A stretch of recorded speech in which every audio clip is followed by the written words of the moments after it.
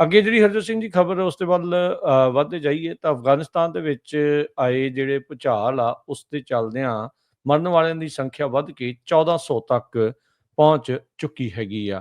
ਸੋ ਇਹ ਜਿਹੜੇ ਪਾਕਿਸਤਾਨ ਤੇ ਅਫਗਾਨਿਸਤਾਨ ਦੇ ਬਾਰਡਰ ਦੇ ਨਜ਼ਦੀਕ ਜਿਹੜਾ 6 ਮੈਗਨੀਚਿਊਡ ਦਾ ਜਿਹੜਾ ਭੁਚਾਲ ਆ ਉਹ ਉੱਥੇ ਪਿੰਡਾਂ ਦੇ ਵਿੱਚ ਕਹਿ ਸਕਦੇ ਆ ਵੀ ਤਬਾਹੀ ਮਚਾਉਂਦਾ ਹੋਇਆ ਚਲਾ ਗਿਆ। ਇਹ ਮਰਨ ਵਾਲਿਆਂ ਦੀ ਸੰਖਿਆ ਹੁਣ ਅਧਿਕਾਰਤ ਤੌਰ ਦੇ ਉੱਤੇ 1411 ਜਿਹੜੀ ਉਹ ਹੋ ਚੁੱਕੀ ਆ। 3124 ਤੋਂ ਵੱਧ ਲੋਕ ਜਿਹੜੇ ਆ ਹੁਣ ਤੱਕ ਜ਼ਖਮੀ ਦੱਸੇ ਜਾਂਦੇ ਨੇ। ਜ਼ਾਇਬੁੱਲਾ ਮੁਜਾਹਿਦ ਜਿਹੜੇ ਸਪੋਕਸਪਰਸਨ ਨੇ ਉੱਥੋਂ ਦੇ, ਉਹਨਾਂ ਨੇ ਇਸ ਦੇ ਬਾਰੇ ਜਿਹੜੀ ਉਹ ਜਾਣਕਾਰੀ ਦਿੱਤੀ ਆ।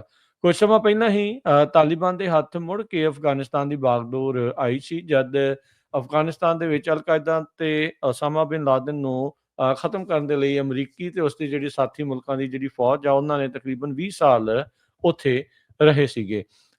ਹੁਣ ਜਿਹੜੇ ਰੈਸਕਿਊ ਆਪਰੇਸ਼ਨਸ ਆ ਉਹ ਉੱਥੇ ਚਲਾਏ ਜਾ ਰਹੇ ਹੈਗੇ ਆ। ਸੋ ਕਹਿੰਦੇ ਵੀ ਜਦ ਰੈਸਕਿਊ ਐਫਰਟਸ ਚੱਲ ਰਹੇ ਸੀ, ਅਫਗਾਨਿਸਤਾਨ ਦੇ ਇੱਕ ਹੋਰ ਇਲਾਕੇ ਦੇ ਵਿੱਚ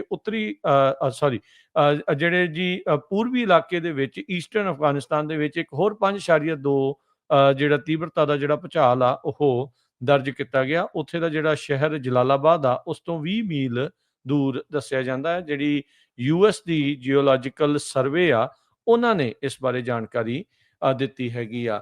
ਤਾਲਿਬਾਨ ਦੇ ਅਧਿਕਾਰੀ ਸ਼ਾਹ ਮਹਿਮੂਦ ਉਹਨਾਂ ਨੇ ਜਾਣਕਾਰੀ ਦਿੱਤੀ ਵੀ ਇਸ ਅਰਥਕਵੇਕ ਦੇ ਵਿੱਚ, ਇਹਨਾਂ ਭੁਚਾਲ ਦੇ ਵਿੱਚ ਹੁਣ ਤੱਕ 8000 ਤੋਂ ਵੱਧ ਜਿਹੜੇ ਘਰ ਆ ਉਹ ਤਬਾਹ ਹੋ ਚੁੱਕੇ ਆ ਤੇ ਕਹਿੰਦੇ ਵੀ ਹਰ ਪਿੰਡ ਦੇ ਵਿੱਚ ਅਜੇ ਪਹੁੰਚਣਾ ਸਾਡੇ ਲਈ ਕਾਫੀ ਮੁਸ਼ਕਿਲ ਬਣਿਆ ਪਿਆ ਹੈਗਾ ਆ। ਸੋ ਜਿਹੜਾ ਐਤਵਾਰ ਨੂੰ ਆਇਆ ਭੁਚਾਲ ਸੀ ਉਹ ਜਲਾਲਾਬਾਦ ਤੋਂ 17 ਮੀਲ ਦੂਰ ਉੱਥੇ ਐਪੀ ਸੈਂਟਰ ਦੱਸਿਆ ਜਾਂਦਾ ਆ USGS ਦੇ ਜਿਹੜੇ ਉਹ ਜ਼ਰੀਏ।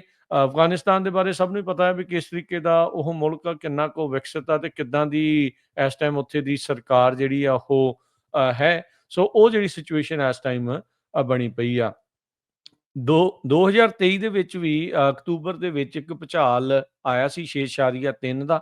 ਉਸ ਤੋਂ ਪਹਿਲਾਂ ਜੂਨ 2022 ਦੇ ਵਿੱਚ 5.9 ਤੀਬਰਤਾ ਦਾ ਜਿਹੜਾ ਭੁਚਾਲ ਉੱਥੇ ਆਇਆ ਸੀ ਤੇ ਉਦੋਂ ਵੀ ਕਾਫੀ ਜ਼ਿਆਦਾ ਨੁਕਸਾਨ ਹੋ ਕੇ ਗਿਆ ਸੀਗਾ।